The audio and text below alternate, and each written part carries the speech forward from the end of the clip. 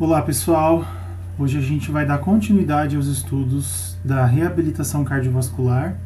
Na aula passada a gente falou sobre fase 1, fase 2, certo? A fase 2, a partir da fase 2, a gente está falando em fases extra-hospitalares da reabilitação cardiovascular. Ou seja, é a fase em que a gente vai estar com o indivíduo na clínica, né? Fase ambulatorial. Vocês vão admitir o paciente individualmente, digamos assim, né? Porque ele vai estar procurando o fisioterapeuta. Bom, essa fase consiste, então, de exercícios supervisionados, né? Que é o grande diferencial aqui do fisioterapeuta, né? Porque os médicos podem até falar, você pode procurar, pode fazer atividade física.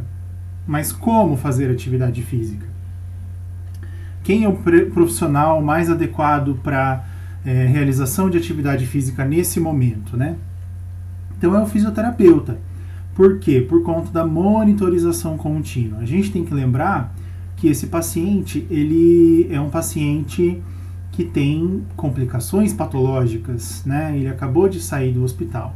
E quem tem noção, né, dos processos fisiopatológicos é o fisioterapeuta. Tá? É realizado então em ambiente ambulatorial, né? Ou seja, dentro de uma clínica, dentro de um centro de reabilitação cardíaca, né? E então é ali que ele vai ser atendido, né? E o começo, né, ele vai durar de 8 a 12 semanas após a alta hospitalar, tá? Então, assim, o indivíduo teve alta, ele vai passar por esse período dessa fase 2 de reabilitação pulmonar de 8 a 12 semanas, ou seja, 2 a 3 meses, né? Você vai admitir esse paciente após a alta hospitalar, né? Após a estabilização do quadro, seja por um processo cirúrgico ou não, e você vai ficar com ele por 3 meses mais ou menos, 2 a 3 meses. Os objetivos que nós temos para a reabilitação cardiovascular que a gente tem aqui, é o de manter a expansão pulmonar e a higiene brônquica, que a gente já deu uma pincelada na aula anterior, né? A gente não pode esquecer disso nesse momento, tá? Apesar de que ele vai ser mais coadjuvante, né? Não é o principal objetivo, tá? Melhorar então a endurance, flexibilidade e força musculares, né? Ou seja, o que é endurance, né? É a resistência, né? Que a gente está falando de resistência muscular à fadiga, né? Que daí a gente vai acabar falando de melhorar o condicionamento cardiorrespiratório desse paciente, tá?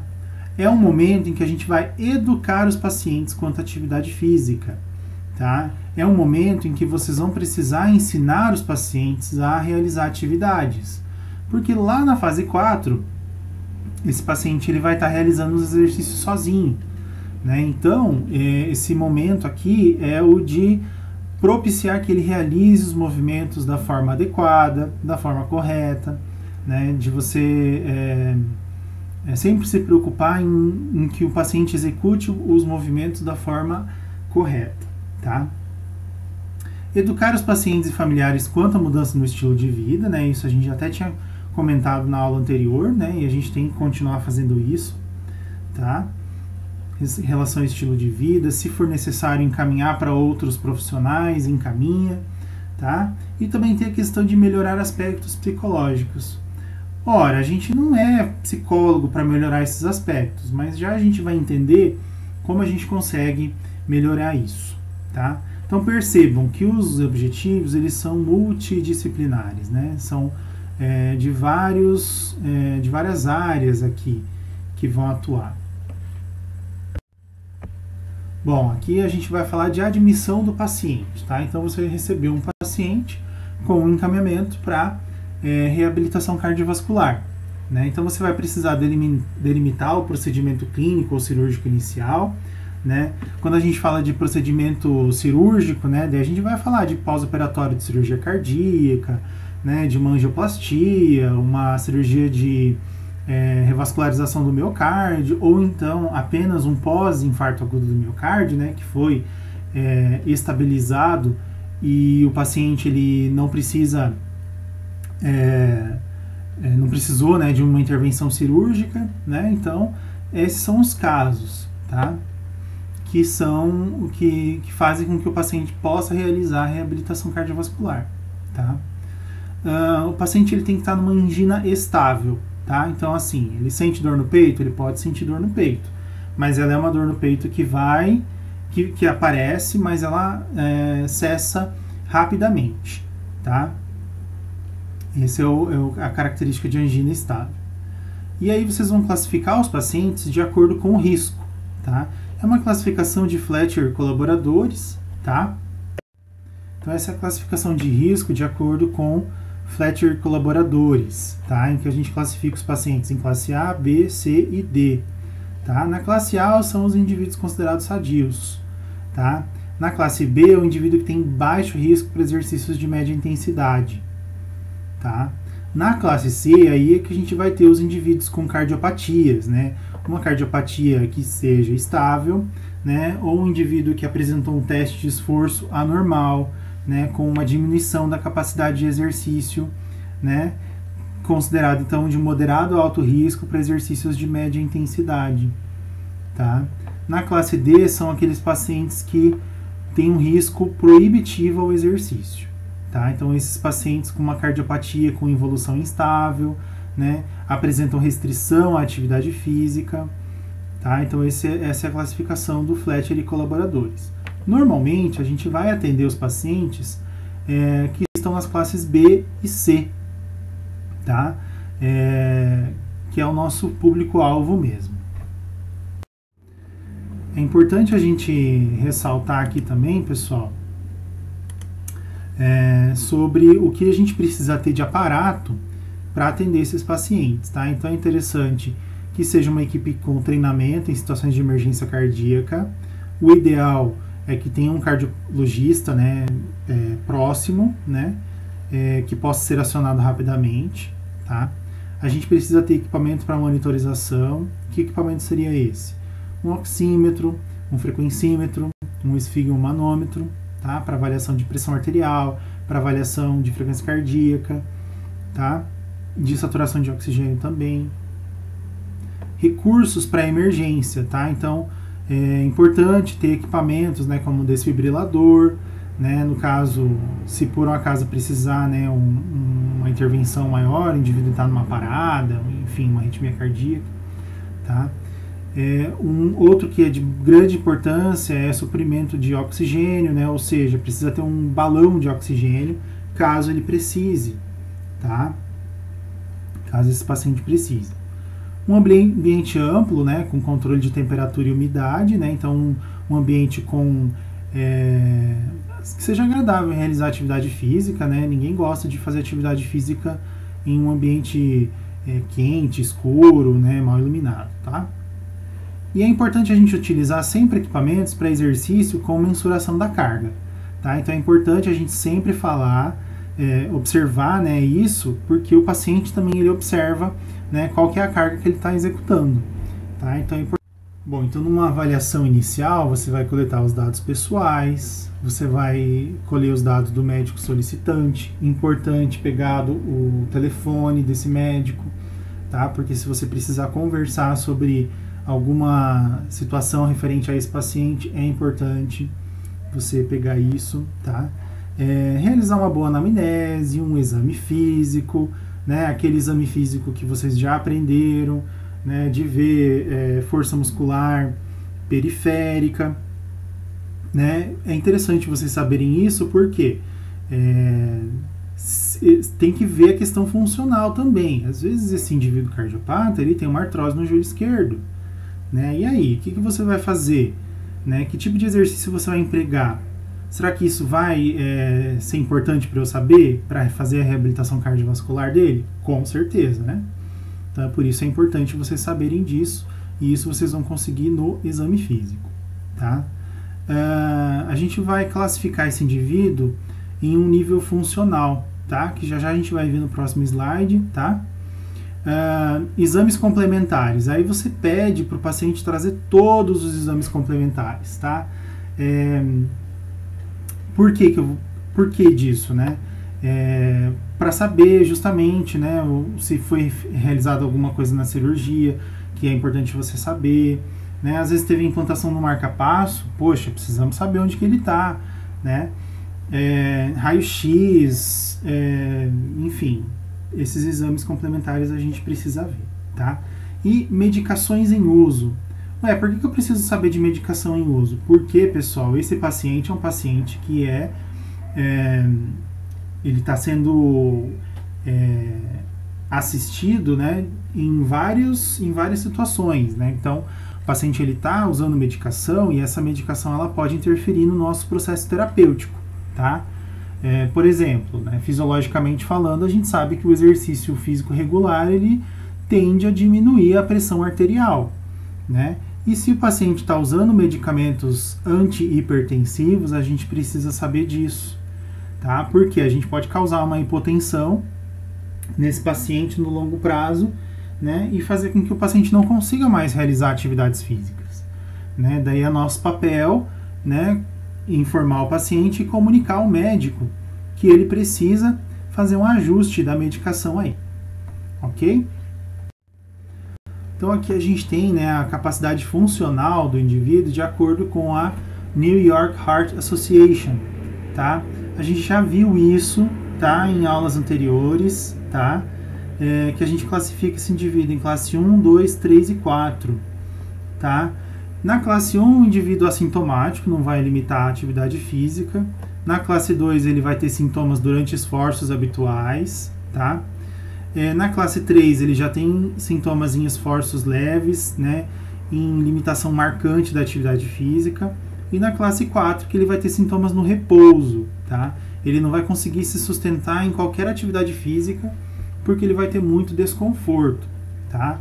Então, normalmente, se durante a anamnese a gente observa que esse indivíduo está na classe 4, a gente vai ter que conversar com o médico sobre a admissão desse paciente mesmo, tá? Porque limita bastante o nosso trabalho, tá? E talvez ele precise ser estabilizado com medicação, com outras medidas, para daí depois ele vir para a gente, ok? Bom, orientações para a prática de exercícios, tá? É importante a gente orientar esses pacientes sobre o que vai acontecer durante uma sessão, tá? Então, assim, refeições 2 horas antes da sessão, afinal de contas a gente não quer que o paciente se sinta com o estômago cheio para realizar a atividade, tá? Não beber café, chá, refrigerante, né, substâncias estimulantes, né, um pouco antes da sessão também, que isso pode interferir, né, no nosso resultado durante a sessão. Abster-se de álcool e cigarro, né, isso aqui eu nem preciso comentar. Não realizar exercício em jejum, né, então assim, pede para o paciente assim, não ficar em jejum, não ficar muito tempo. Na verdade, isso até acaba sendo um pouco de orientações, né? De que as refeições elas devem ter um intervalo de 3 horas. Então, assim, se você marcou o paciente à tarde, pede para ele comer uma maçã 1 hora antes, tá? Uma maçã é coisa pouca, né? E isso não vai deixar o paciente em jejum, tá? Então, assim, a questão é do estômago cheio, ele não pode ficar com o estômago cheio, tá? Então, por exemplo, eu comi uma feijoada, né? Mesmo que seja light, mas pensando que tem um monte de coisa dentro, né? E enchi o bucho de comida lá, né? Então, e vou 1 hora fazer fazer exercício. Daí não, né, gente? Não dá, né?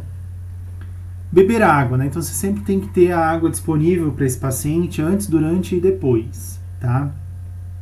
Qualquer sinal aí de sudorese, né, que é resultado do exercício, precisa ser reposto, tá? Roupas e calçados adequados. É importante a gente falar sobre isso porque a gente vai ter uma grande quantidade de pacientes aqui que são idosos, tá? Então não adianta você falar para esse idosinho, falar assim, vem com tênis da Mizuno, não sei o que e tal, né? Que ele não vai, primeiro que ele provavelmente não vai ter condições de comprar, segundo que ele não vai se sentir confortável, né?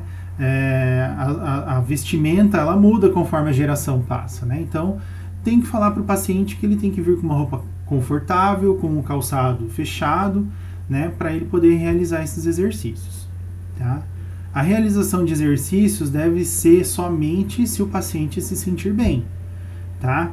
Então, se o paciente não estiver se sentindo bem e tal, daí você já não realiza o atendimento com ele, tá? E você deve avisar sobre qualquer sintoma antes do início ou durante os exercícios, tá? Que sintomas são esses? Falta de ar, dispneia, fadiga, náuseas, vômitos, que mais? Dor no peito, tá? Angina, né? Esses são os principais sintomas que o paciente deve informar a você a partir do momento que ele sinta isso, tá? E ele deve avisar sobre as mudanças na medicação, tá? É importante você saber o horário que ele faz a medicação, o que ele toma, certo? Porque às vezes ele pode tomar e logo em seguida ir para fisioterapia, tá? Então pode acabar oscilando demais, tá? Até a questão se ele for diabético, ele estiver tomando um hipoglicemia antioral, ele vai causar uma hipoglicemia muito, muito forte. E se a gente estiver praticando exercício, isso vai piorar, tá? Então é importante a gente observar essas informações aí. Bom, falando de motivação e adesão, né? A gente colocar um senhorzinho para fazer exercício, a gente precisa demonstrar que é algo bom para ele, tá? Aqui, ó, a gente tem uma desistência média de 50%. É muita coisa, né? Isso se deve a fatores tanto pessoais, socioeconômicos e relacionados ao programa de exercícios, tá? De que fatores pessoais a gente está falando? Às vezes não criou um vínculo legal entre o terapeuta e o paciente. Fatores socioeconômicos, né? Infelizmente, a grande parcela da população que necessita de reabilitação cardiovascular é uma população que não pode pagar por isso, tá? E fatores relacionados ao programa de exercícios, tá? Então, pode ser que o paciente não se adapte ao programa que você propôs para ele, tá? E a gente precisa ficar bastante atento com relação a isso, para favorecer a adesão do paciente ao nosso programa, ok? Então, o programa de reabilitação cardiovascular, ele tem que ser variado, tá? Tem que ser individualizado, ele precisa ter um caráter terapêutico, não pode ser competitivo e precisa ser divertido, certo? Essas são as principais características que vão fazer com que os indivíduos se sintam bem realizando atividade física, tá? E ele deve ser mensurado com testes objetivos. Que testes são esses? Teste de caminhada de 6 minutos, qualquer teste de avaliação de capacidade de exercício, tá? Então, assim, é importante a gente realizar a avaliação de capacidade de exercício antes, né, ou no momento da admissão, e no fim dos 3 meses da fase 2, para a gente ver, né, se teve evolução, ok?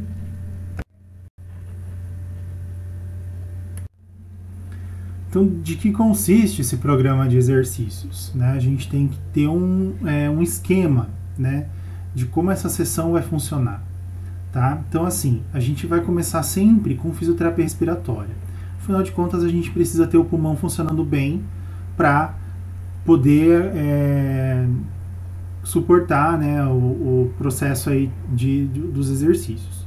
Tá? Então, assim, sempre verificar se o paciente tem tosse, verificar se o paciente tem secreção, né?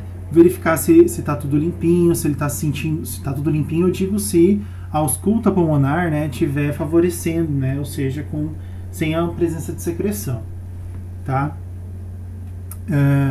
Depois disso, aí vocês vão passar para as etapas, tá? Que é o aquecimento, o treinamento e o resfriamento, certo? São 3 etapas, tá? O aquecimento e o resfriamento, eles são mais curtos, tá? E a fase de treinamento é uma fase maior, certo? Se você realizar esse programa 3 vezes por semana, você pode fazer uma sessão de 30 a 45 minutos. Tá? Agora, se você for optar por realizar 2 vezes por semana, aí você pode aumentar o tempo aqui de sessão. Ok? Tudo isso vai depender, né, de como você vai receber esse paciente. No aquecimento, tá, são utilizados exercícios respiratórios, tá? Pode fazer alongamento de grandes grupos musculares. Ah, que tipo de alongamento eu faço? Não é aquele alongamento em que você vai ficar 30 segundos, né, em cada posição, né, de cada grupo muscular. São alongamentos gerais, né, globais, né, mais para aquecimento articular, tá?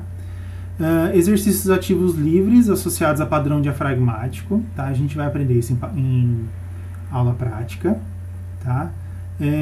E uma caminhada leve de até 5 minutos, tá? Isso a gente pode colocar. Eu tô falando sobre isso, pessoal, mas isso tem que ser individualizado, ok? Essas são sugestões. Você pode muito bem tirar a caminhada e focar em exercícios ativos livres, certo? Não tem problema, ok? O importante é que se realize o aquecimento, tá? Por que fazer aquecimento então, né? Porque a gente precisa, né, grandes grupos musculares ativados, a gente precisa aumentar a temperatura corporal e a temperatura muscular, né? A gente aumenta a velocidade de contração e de relaxamento muscular, tá? Então tem um efeito protetor aí, né? Até no intuito de prevenir também lesões musculares, tá? Então o aquecimento deve ser realizado por conta disso. Isso aí vocês já devem saber, né? Dentro da cinesioterapia, isso já é bastante falado. Aí chegamos à fase de treinamento, né?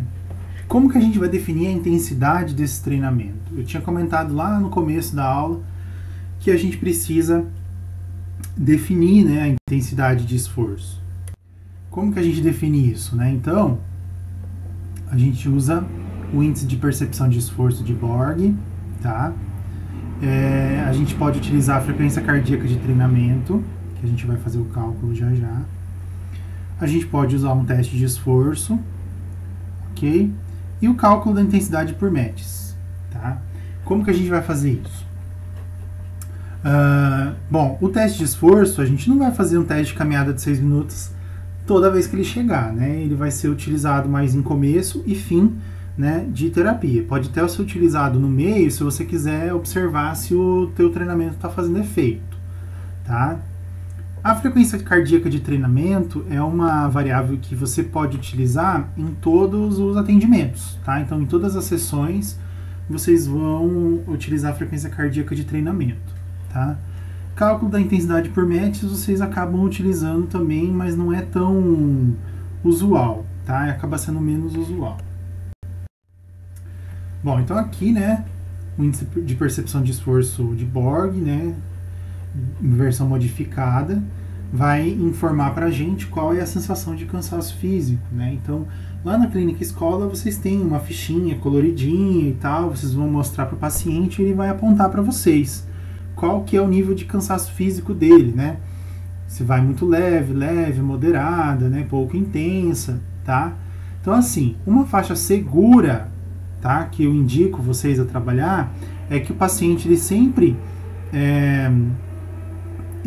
relate que ele esteja no nível 3 e 4, tá? Que dessa forma você vai conseguir perceber que é uma intensidade que ele consegue realizar e que ele não precisa parar para descansar.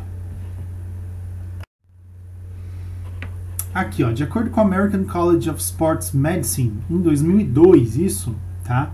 Eles estabeleceram algumas zonas, tá?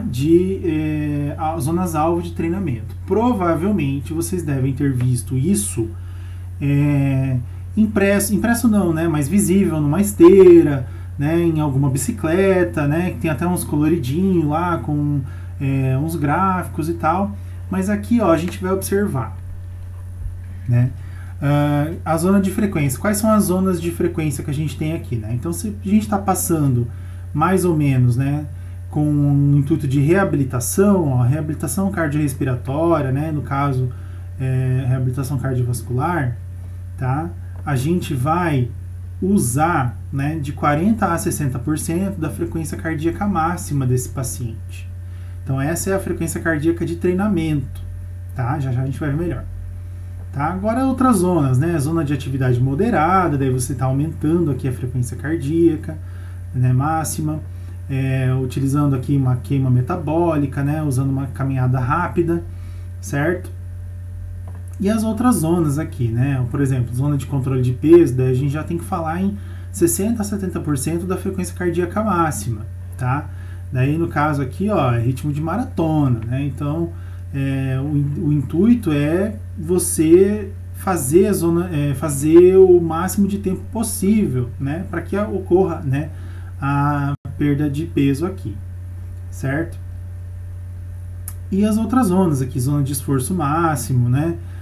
Zona de limiar anaeróbico, que a gente acaba não utilizando muito, tá? A gente vai acabar utilizando essa zona aqui, ó, de 40% a 60% da frequência cardíaca máxima, tá? Que vai ser de acordo com o ritmo do indivíduo mesmo, tá? Ah, mas eu vou ficar, né, todo o tempo aqui? Não, pessoal, vocês vão observar, né, a cada sessão que o paciente vai progredir. Então, vocês podem começar aí com 40% da frequência cardíaca máxima, daí na outra sessão, vamos ver se ele aguenta 45% da frequência cardíaca máxima e por aí vai, ok? Então, a gente tem essa fórmula aqui que é famosinha, vocês já devem ter visto ela em vários momentos, né? Que é a fórmula de Karvonen, lá de 1957, né? Então, é uma frequência cardíaca que a gente chama de frequência cardíaca máxima, que o indivíduo pode executar numa sessão de exercícios, né, que é 220 menos a idade, né? Então, se o indivíduo tem 20 anos, por exemplo, né, você vai fazer 220 menos 20, a frequência cardíaca máxima dele é de 200. Então, isso significa que se o indivíduo for saudável, ele vai chegar na frequência cardíaca máxima dele, ou seja, o máximo de treinamento que ele consegue suportar em 200 batimentos por minuto, tá? Baseado nisso, a gente faz o cálculo da porcentagem da zona de treinamento, tá?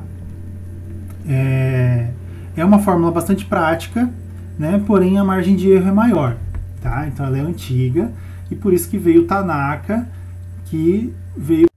então ele propôs, né, o Tanaka, essa fórmula, né, em que a frequência cardíaca máxima é 208 menos o produto, né, da idade vezes 0,7, tá? Isso vai acabar gerando um valor talvez mais fidedigno, certo? Que gera menos erros, tá? Só que ela é um pouco menos prática, tá? Então, por isso que a gente acaba utilizando mais a fórmula de Karvonen. Mas a de Tanaka, ela é mais fidedigna. Aí, o que é a frequência cardíaca de treinamento? Tá? É a intensidade da carga de exercício da fase inicial do treinamento que corresponda ao cansaço avaliado em 4 a 6 pontos no índice de percepção de esforço de Borg, tá? Então, a frequência cardíaca aqui de treinamento é igual à frequência cardíaca de repouso mais a porcentagem que você quer atingir, né, da frequência cardíaca máxima menos a frequência cardíaca de repouso. Nossa, professor, o que é isso? Tá? Antes eu tinha comentado sobre as fórmulas de Karvonen e a fórmula de Tanaka. Essa fórmula aqui, ela é um pouquinho mais rebuscada, tá? Em que a gente vai calcular especificamente a frequência cardíaca de treinamento, tá? A frequência cardíaca de treinamento, ela precisa da frequência cardíaca de repouso. O que é a frequência cardíaca de repouso? É aquela que você vai aferir quando o indivíduo estiver por 5 minutos sentado, em repouso, sem falar, certo? Você deixa ele na sala sem nenhuma distração, depois você volta e faz a aferição. Você vai ter a frequência cardíaca de repouso, tá? Mais a porcentagem, né? O percentual da frequência cardíaca desejada para o treinamento. Qual que é o percentual é de 40% a 60%, tá? Então, você vai colocar aqui, eu vou começar com 40%, tá? Aí você vai colocar no entre parênteses aqui a frequência cardíaca máxima, certo? Pela fórmula de Karvonen ou pela fórmula de Tanaka, menos a frequência cardíaca de repouso, tá? Isso aqui multiplica então com a porcentagem que você quer, tá?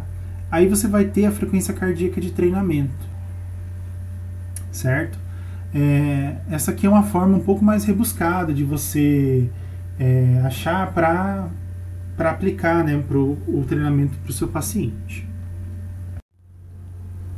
Na realização do teste de caminhada de 6 minutos, isso aqui é quando a gente está admitindo o paciente, né? Quando a gente vai realizar a avaliação dele no esforço, tá? A gente precisa de uma monitorização cautelosa, tá? Esse paciente ele vai ter que ficar com um oxímetro na mão, né? A cada minuto você vai ter que observar, tá? Você vai ter que acompanhar sinais de treinamento excessivo, tá?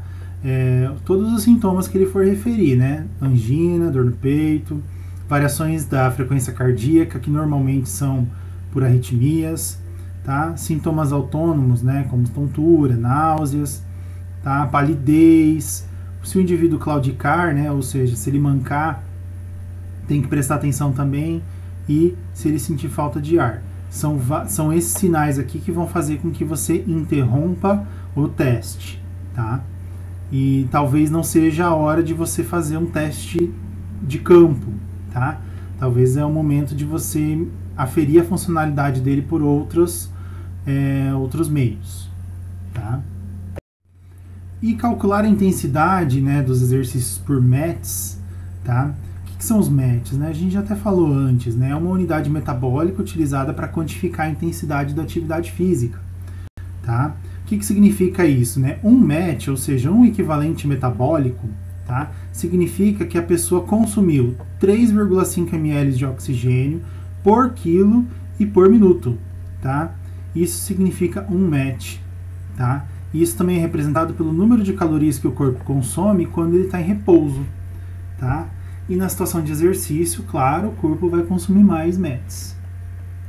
Então aqui, ó, algumas necessidades energéticas em METs, tá? Então aqui, ó, essas situações aqui, ó, tomar banho consome 4 METs, né? Vestir-se, 2,5, limpeza leve, também 2,5 METs. Subir e descer um lance de escadas, daí já vai consumir mais, né? 5 METs. Né? Andar a 3 km por hora, de 2 a 3 METs também, tá? É importante a gente falar sobre isso, tá? Porque esses pacientes, eles vão ter vida sexual, tá? E nesse momento não é interessante, é meio esquisito a gente falar isso, tá? Mas a gente não pode incentivar o indivíduo a continuar realizando essa atividade por causa do consumo de METs, tá? E esse consumo de METs, a gente tem que perceber que o coração, ele pode estar frágil, né? O coração, ele foi privado de circulação sanguínea por muito tempo, ele foi revascularizado agora, né? Então, essas atividades, elas merecem uma atenção aqui. O que é o treinamento e condicionamento, né? A gente vai realizar exercícios aeróbicos, exercícios de fortalecimento muscular, tá? E nos exercícios de fortalecimento muscular, a gente tem que pensar em exercícios que não sejam isométricos, porque exercício isométrico propicia o indivíduo a realizar manobra de valsalva, e esse indivíduo com manobra de valsalva vai aumentar a pressão torácica e vai aumentar a pressão que incide no miocárdio do paciente, tá? Então, por isso que é importante a gente não realizar exercícios isométricos, tá? Não podemos. As cargas têm que ser submáximas, tá? Então, assim, aqui é importante você entregar a carga que você quer para o paciente. Isso já aconteceu comigo em clínica, que o paciente chega lá e fala assim, eu vou pegar o pezinho maior, né? Mas é interessante você entregar para o paciente, tá? Por quê? Porque as cargas, elas têm que ser submáximas, né? Você não pode chegar lá e achar que ele vai pegar muito e ele achar que é uma carga submáxima, mas na verdade não é, é uma carga máxima, tá? Aqui o intuito não é puxar ferro, não é ganhar músculo, tá? A gente tem que fazer intervalos entre as séries, tá? Que intervalo a gente está falando? A gente vai fazer fortalecimento de bíceps. Então faz lá uma série de 10 repetições e faz um intervalo de 1 a 2 minutos, tá? Então tem que ser um intervalo grande, tá?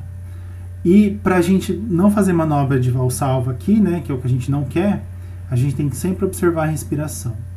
Né? Muitas vezes os pacientes eles prendem a respiração para executar o exercício. Né? E a gente já tem que ir sempre orientando, até pegar a fase de aquecimento, né? Instruir o paciente nesse momento de que ele deve respirar pelo nariz, soltar pela boca, né? E por aí vai. Professor, se esse paciente ele estava com baixa capacidade funcional, ele não conseguiu realizar o teste de caminhada de 6 minutos, eu tive que, sei lá, usar uma escala, não pude usar um teste de campo para ver a capacidade funcional desse paciente, o que eu faço? Não vou atender? Claro que não, você vai atender sim, só que daí você vai dar continuidade do programa de exercícios da fase 1. Tá? Então você vai dar continuidade para eles e você vai aferir a intensidade do exercício de uma forma diferente. Tá? Então como que você vai fazer? Você vai aferir a frequência cardíaca de repouso dele, certo? E você vai aumentar 20 batimentos por minuto, certo? Aumentei 20, é a minha intensidade máxima aí que eu vou realizar, certo? E sempre prestar atenção, né, no Borg aí de 4 a 6. Eu até tinha comentado antes, né, no Borg de 3 a 4, tá? Mas você pode ir progredindo até chegar no máximo a 6, ok? Já os pacientes que têm capacidade funcional normal, aí a evolução ela é progressiva, né? Você pode incrementar, né, a frequência de treinamento aqui em 5%. Então, por exemplo, eu fiz essa semana com 90 batimentos por minuto, né? Semana que vem faz com 95, né? Na outra semana faz com 100 e por aí vai, tá? Eu falei aqui 90, 95, mas é que 5% de 90 vai dar 4,5, tá? Então, eu arredondei para 5, tá? Então, por isso. A gente só vai conseguir progredir a intensidade do paciente com a frequência cardíaca e pressão arterial aferidas antes do aquecimento, durante o condicionamento e no final do relaxamento, certo? A gente sempre vai ter que monitorar, ok? Se você colocar o paciente na esteira, você já deixa o esfígmo acoplado nele e durante o treinamento você já pode aferir a pressão ali, tá? O Borg, no final do condicionamento, também a gente tem que aferir. Se no final da fase de treinamento você perceber que o Borg dele está no 7, aí você vai diminuir a intensidade dos exercícios, tá?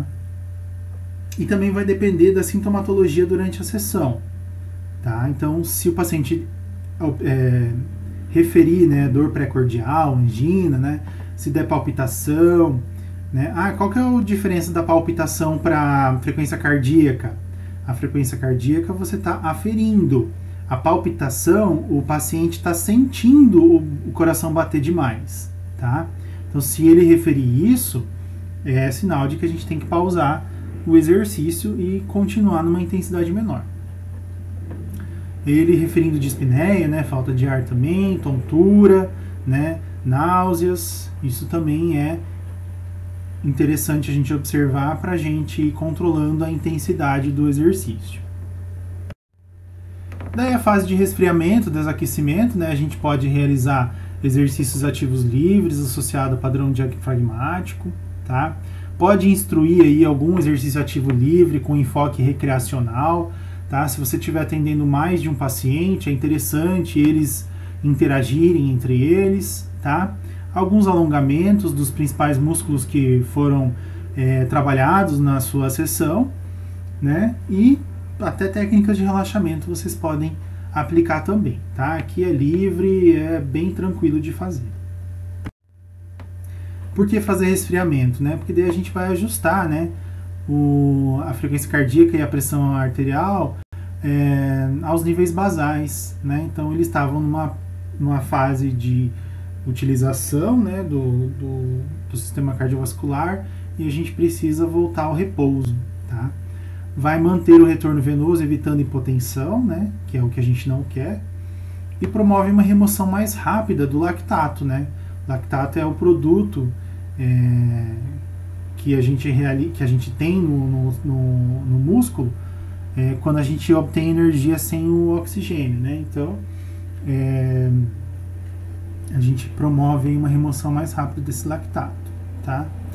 E se a gente omitir essa etapa, a gente vai, né, associar aí com eventos cardíacos pós-exercício, tá? Então, não fez isso daqui, não fez o resfriamento, o paciente vai estar lá na sala de espera indo embora, já vai começar a referir tontura, vai referir arritmia, né, e por aí vai, ok?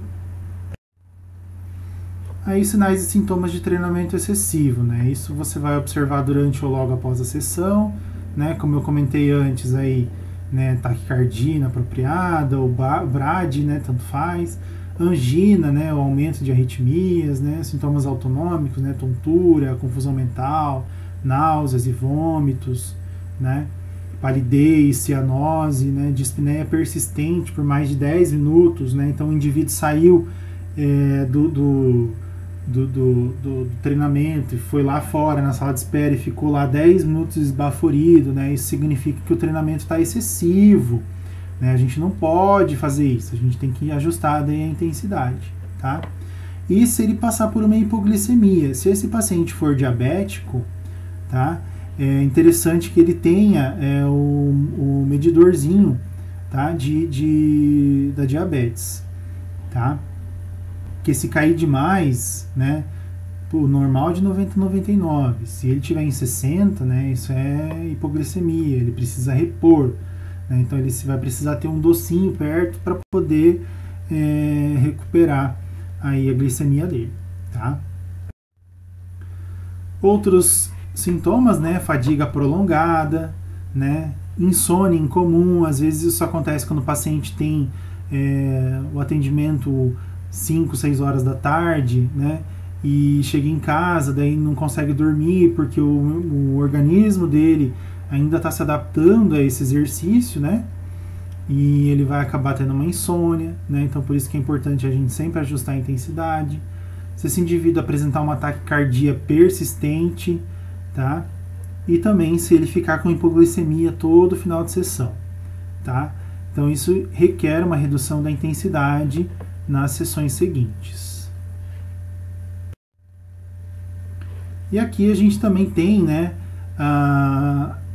aulas, né, palestras, né, de educação e modificações de estilo de vida.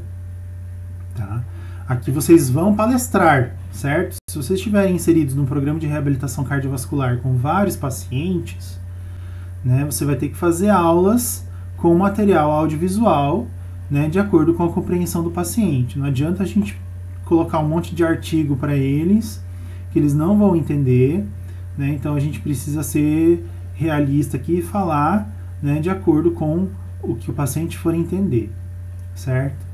Melhor se for acompanhado por um familiar, tá? Então um indivíduo, por exemplo, que, sei lá, o marido é o cardiopata que está fazendo reabilitação. Interessante que a esposa dele vá, porque a esposa dele é quem faz quem é responsável pela alimentação da casa, né? Então é interessante aqui, né? E os assuntos que a gente vai focar, né, são fatores de risco para doenças cardiovasculares que a gente teve lá no começo, né? Hipertensão, diabetes, né, o colesterol, né? Então esses são os fatores de risco que os pacientes devem aprender sobre, né? Lógico, pessoal, de acordo com a compreensão do paciente, tá?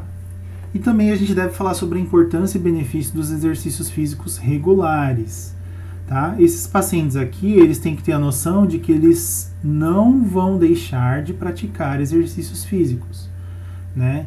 Isso aqui não é um tratamento farmacológico de curta duração, tá? Esse indivíduo ele vai ter que evoluir para exercícios físicos regulares. Então é importante a gente focar bem nisso. E a fase 2, então, é apenas o início do tratamento, né, que deverá trazer mudanças permanentes no estilo de vida do paciente e familiares, ok? Então essa é a aula de hoje, tá? Obrigado pela atenção. Vocês podem entrar em contato comigo pelo meu e-mail e vocês podem entrar em contato comigo na plataforma, que eu vou estar disponível no horário de aula de vocês, como sempre, tá? Tirem suas dúvidas e realizem a atividade que vai estar disponibilizada lá no Moodle, ok? Um abraço e até logo, pessoal!